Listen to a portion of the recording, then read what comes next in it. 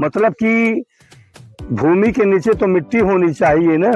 इस तरह के अवशेष हैं इन पत्थरों के। ऐसा लगता है कि ये या तो किसी की छत हो सकते हैं कि जो बाणासुर सतयुग में पैदा होता है उसी बाणासुर के पुत्र से भगवान श्री कृष्ण के पोते अनिरुद्ध का प्रेम विवाह होता है। तो महाराज अनिरुद्ध को बाणासुर ने बंदी बना करके इसी शोणितपुर नगर में छिपा रखा था। प्रद्युम्न नगर के नाम से प्रसिद्ध है। सियाराम, मैं परदुआ गांव में इस समय खड़ा हूं और वो तरासे गए पत्थर के टुकड़े हैं जो कभी आलिशान भवनों और मंदिरों की शान हुआ करते रहे होंगे।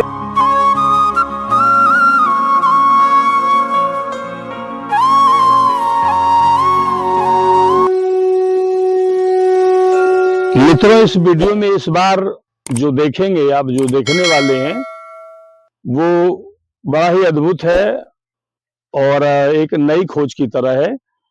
परमात्मा की सैर की टीम चित्रकूट के जंगलों में घूमते हुए जब पाली, भीतरी बघाड़ और ऋषियन आदि जंगलों से होकर गुजर रही थी तो टीम को पता चला कि यहाँ पे एक गांव है और उस गांव की अद्भुतता के विषय में सुन करके मैं स्वयं को रोक नहीं सका। मित्रों, जिस तरह से रावण लंका का राजा था, आपको मालूम होगा, आप सर्च करिएगा, उसी तरह से बाणासुर शोणित नगर का राजा था। बाणासुर बहुत ही प्रतापी और बहुत ही महान भक्त राक्षस राजा था। बाणासुर महादेव का अनन्य भक्त था और यह बाणासुर हिरण्यकश्यपु के बेटे प्रहलाद के वंश का राजा हुआ है और बाणासुर के पिता का नाम बलि है और बलि के पिता का नाम विरोचन है और विरोचन प्रहलाद के बेटे हैं। और मैं इसी बाणासुर की बात कर रहा हूं और आपको बहुत ही आश्चर्य और बहुत ही अच्छा लगेगा यह जान करके कि इस वीडियो में हम बाणासुर के विषय में बताने वाले हैं। मित्रों, जाने अनजाने में हम लोगों को हीरे और जवाहरात हाथ लग गए हैं बाणासुर की इस शोणितपुर नगरी के रूप में। इस वीडियो में जो कुछ भी आप देखेंगे वो शोणित नगर का ही है। और छोटी सी कहानी मैं आपको बताना चाहूंगा कि शोणित नगर का राजा बाणासुर रहा है और बाणासुर की पुत्री का नाम उषा रहा है और भगवान कृष्ण के पोते का नाम अनिरुद्ध रहा है। और अनिरुद्ध के और उषा के बीच का जो प्रेम है वो जग विदित है। और जब बाणासुर ने जाना कि कोई अनिरुद्ध हमारी पुत्री से प्रेम रखने लगा है तो उसने अनिरुद्ध जी को बंदी बना लिया और अपने इसी नगरी में कैद करके रखा। और जब नारद मुनि ने भगवान श्री कृष्ण को इस बात की सूचना दी तो भगवान कृष्ण ने उसकी शोणित नगरी पर आक्रमण किया और आक्रमण करके बाणासुर को पराजित किया और वहां का राजा अपने बड़े बेटे प्रद्युम्न को बना दिया। तब से उस नगर का नाम प्रद्युम्न नगर हो गया। और मित्रों, वह प्रद्युम्न नगर आज परदुआ गांव के नाम से जाना जाता है। और यह परदुआ गांव चित्रकूट जनपद के मऊ तहसील, मऊ ब्लॉक और मऊ थाना क्षेत्र के परदुआ गांव में पड़ता है। तो मित्रों, आज हम लोग परदुआ गांव में हैं और परदुआ गांव में आकर के हम आपको प्रद्युम्न नगरी होने के या शोणित नगर होने का पूरा प्रमाण देंगे। तो आइए, आपका इस वीडियो में स्वागत है। इस वीडियो को स्किप मत करिएगा। यह एक नई खोज है और इस खोज को प्राप्त करके मैं चाहूंगा कि सरकार और प्रशासन और पुरातत्व विभाग के लोग इस नगरी का अन्वेषण करें तो उन्हें काफी कुछ प्राप्त हो सकता है।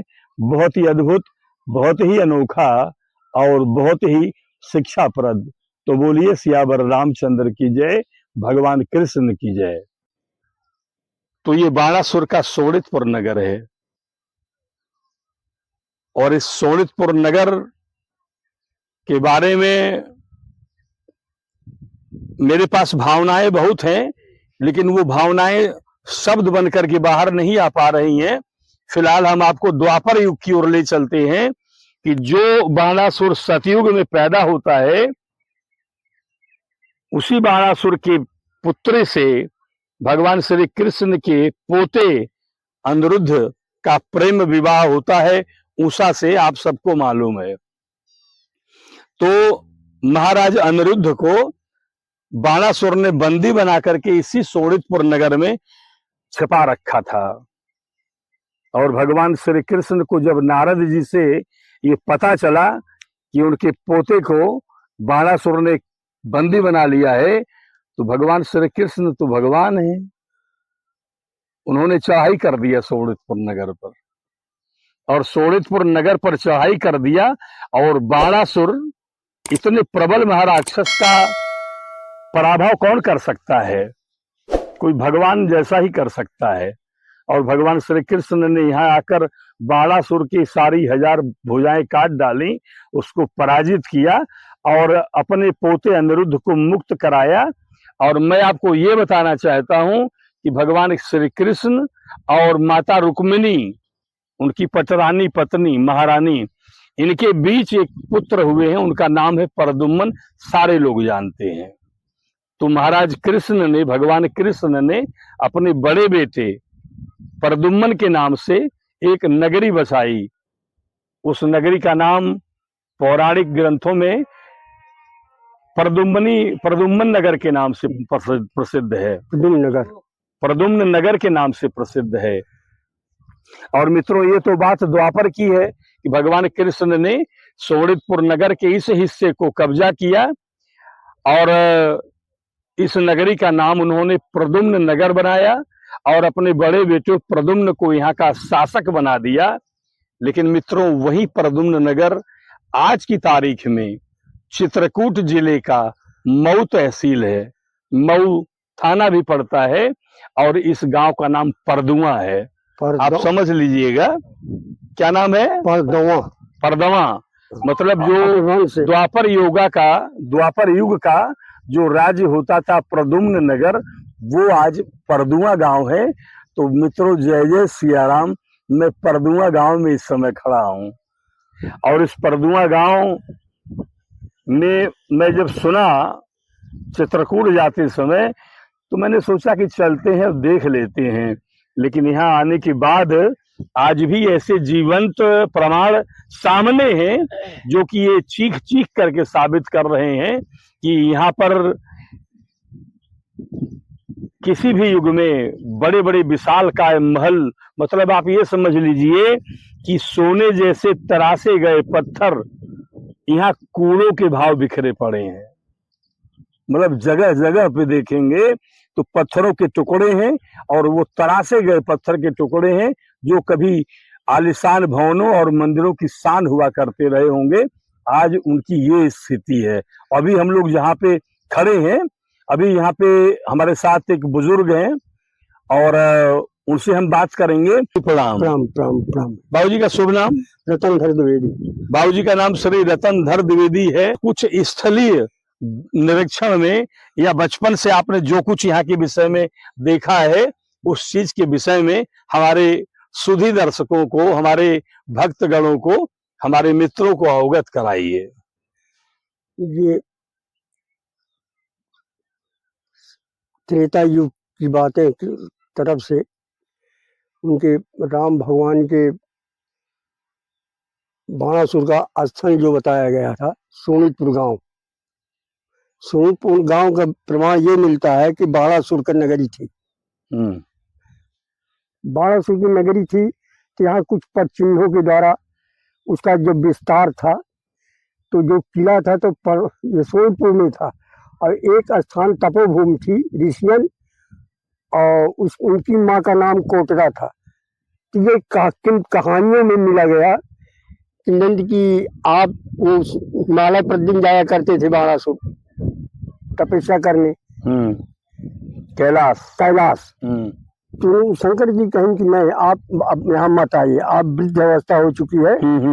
तो अपने माँ के द्वारा, माँ के नाम से कोटरा कोटला यहीं पास है क्या? हाँ, कहीं? कोटला है, वो जहाँ मंदिर बना है, हाँ हाँ, वो मंदिर है। देख रहे हैं मित्रों, आप इस चर्चा को जरा ध्यान से सुनिएगा। वो विशाल बड़े बड़े स्टूडियो में बैठ करके भी ये चर्चा नहीं मिलेगी। हाँ। कि बाबूजी का कहना है कि जहाँ हम लोग खड़े हैं, यहाँ से बाबूजी क्या किलोमीटर है? 2 किलोमीटर। यहाँ से 2 किलोमीटर दूर एक कोटरा गांव है, और कोटरा बाणासुर की माँ का नाम है। हाँ, और उसी कोटरा माँ के नाम पर उस गांव का नाम कोटरा पड़ा है। और वहाँ पर जो शिवलिंग है, वहाँ के महादेव बाबा के शिवलिंग का नाम कोटरेश्वर महादेव पड़ा है।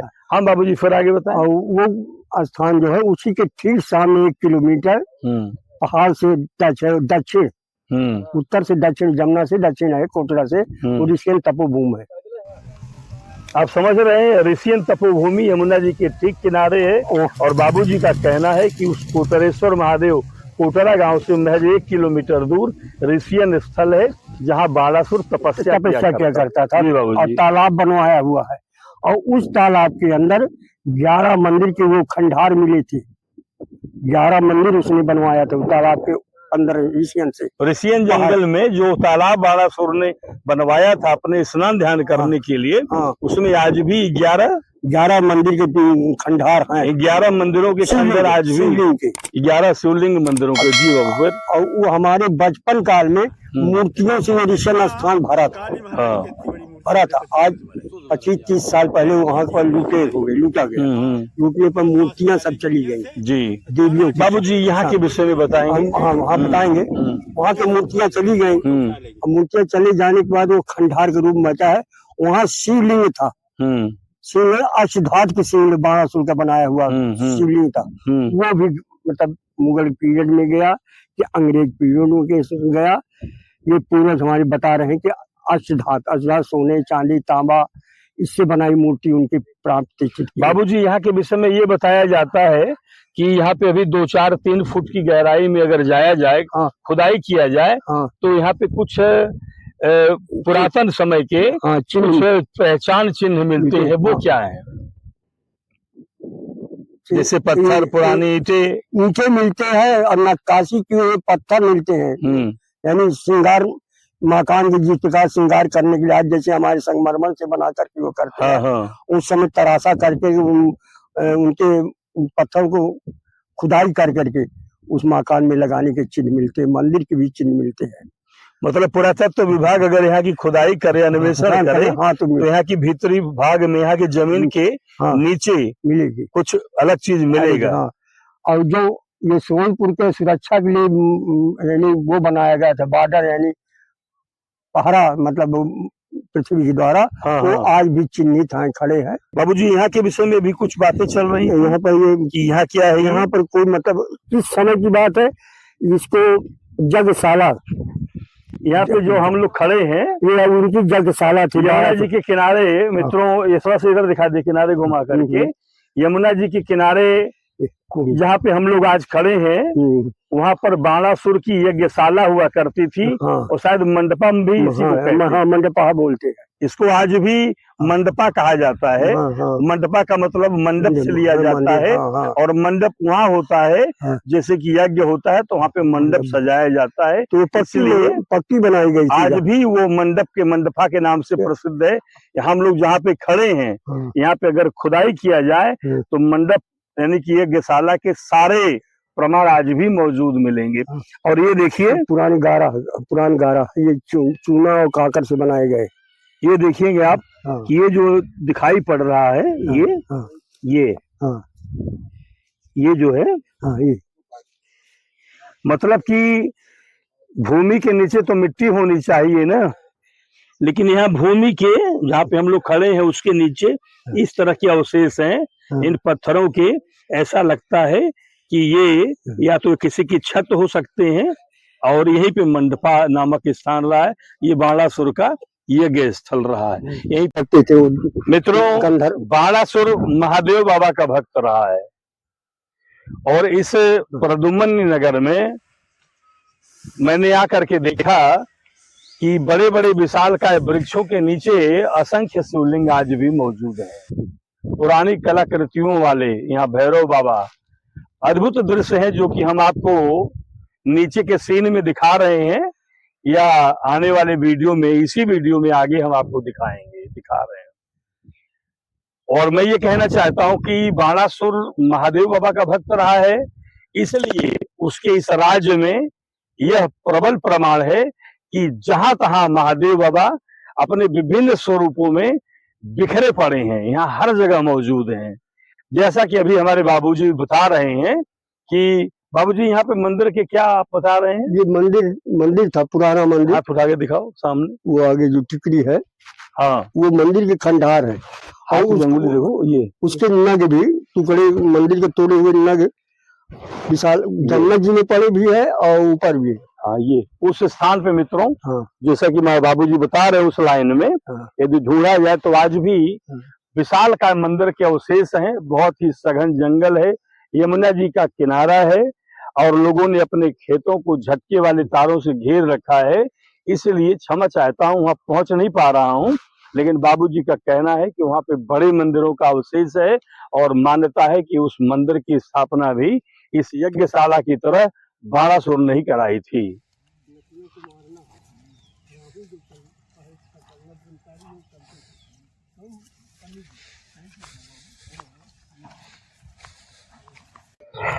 मित्रों, जो सलीके से गढ़े गए पत्थरों की उस समय महत्व क्या रहा होगा, वो कितनी शोभा कहाँ की बढ़ा रहे होंगे, और आज सैकड़ों, हजारों और लाखों साल पहले वे गढ़े हुए पत्थर आज की तारीख में इस गांव में नालियों की शोभा बढ़ा रहे हैं। और न भरोसा हो तो देख लीजिए, ये देखिए, ये वही गढ़े हुए पत्थर हैं। और देखिए, ये वही गढ़े हुए चित्रकारी वाले पत्थर हैं और ये नाली है, ये नाली की शोभा बढ़ा रहे हैं कभी गढ़े हुए पत्थर। और दूसरा और दिखा दीजिए, ये देख लीजिए, इन गांव के लगभग सारे वृक्षों के नीचे इस तरह के अनमोल गढ़े हुए पत्थर आपको दिखाई पड़ जाएं तो कोई बड़ी बात नहीं। ये किसी जमाने में गहने का, आभूषण का काम करते थे। इन पत्थरों पर बनी हुई चित्रकारियां, इसमें सुंदर फूल बना हुआ है। किसी जमाने में ये मकान, भवन या मंदिर की शोभा बढ़ा रहे होंगे। और आज उस परदुमन नगर या परदुमा गांव में बगल में नाली है, देखा दीजिएगा, और नाली में देखिएगा ये इतना सुंदर पत्थर लगा हुआ है। मित्रों, परदुमा गांव के इस छोटी सी कोठरी वाले मंदिर में आज अभी हम आपको बटुक भैरव बाबा के दर्शन करा रहे हैं। मित्रों, भैरव बाबा को भगवान शंकर का ही रूप माना जाता है।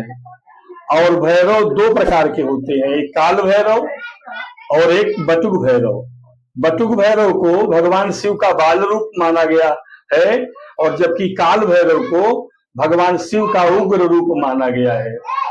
तो इस समय हम लोग भगवान शिव के बटुक भैरव रूप के पास हैं, और ये लाखों वर्ष पुरानी प्रतिमा, बहुत ध्यान से देखिएगा, ये बटुक भैरव हैं।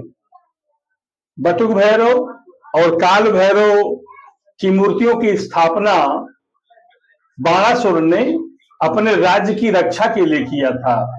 कालांतर में भी कई राजाओं ने अपने राज्य की सुरक्षा के लिए, अपने राज्य की सीमाओं की सुरक्षा के लिए कहीं काल भैरव तो कहीं बटुक भैरव के मंदिरों की स्थापना की चर्चा आई है। मान्यता है कि ये बटुक भैरव बाबा या काल भैरव बाबा, ये लोग जिस व्यक्ति पे प्रसन्न होते हैं उसकी सुरक्षा बहुत बढ़िया तरीके से करते हैं। तो ये बटुक भैरव बाबा की जय। और परदुम्मन नगर जो कृष्ण भगवान ने बसाई, जिसका कि नाम आज परदुमा है, हम लोग यहाँ के पुरातन खोज में लगे हैं और इस गांव में घूमते हुए, इन मंदिरों में टहलते हुए, इन पत्थरों और शिलालेखों के जरिए हम लोग ये ढूंढने का प्रयास कर रहे हैं कि यहाँ पर क्या कुछ कितना पुराना हो सकता है। तो इसी क्रम में बटुक भैरव बाबा जी से देखिए हम लोगों की भेंट होती है। बटुक भैरव बाबा, इनकी पूजा जब परदुम्मन नगर की स्थापना हुई तब भी हुआ करती थी। और ये देखिए, ये शिवलिंग, अद्भुत शिवलिंग है। और थोड़ा वहां पे वो दिखाइएगा, नक्काशी की हुई पत्थरों के शिलाखंड, वो सामने उधर।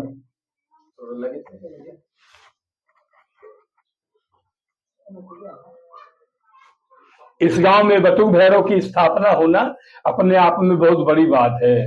बटुक भैरव का महत्व वास्तव में जो पुराण और वेद और पुरातन में भरोसा करते हैं वही कर सकते हैं। आजकल के लोगों को तो पता भी नहीं कि बटुक भैरव कौन होते हैं। तो बटुक भैरव की स्थापना, इनका महत्व भगवान कृष्ण के समय में द्वापर या सतयुग के समय से चला आ रहा है। तो मान्यता है कि बाणासुर ने शोणित नगर के सुरक्षा के लिए बटुक भैरव की स्थापना कराई थी।